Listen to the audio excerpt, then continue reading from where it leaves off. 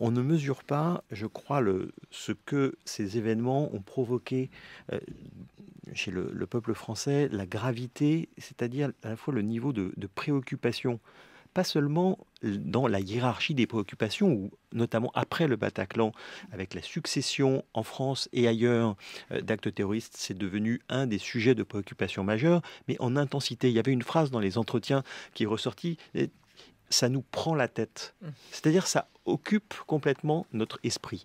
Et il y a cette préoccupation et surtout, je crois que c'est plus profond encore, il y a eu une déstabilisation. Le mot qu'on a utilisé est le mot de dilemme. C'est-à-dire que les Français se sont vus penser une chose et son contraire et être dans la situation dans laquelle, confrontés, comme ça peut arriver parfois à ces dilemmes, ce qu'ils mobilisaient généralement comme croyance, comme conviction pour trancher ces dilemmes ne fonctionnait plus et devenait inopérant. Et donc c'est quelque chose de très profond qui explique qu'on n'ait pas eu cette satisfaction, mais que c'est une satisfaction qui est teintée d'inquiétude, d'autant plus que lorsque la guerre se mène à Raqqa, ou ailleurs sur un territoire qu'elle est concentrée d'une certaine manière, c'est une guerre conventionnelle, c'est une guerre qui est classique.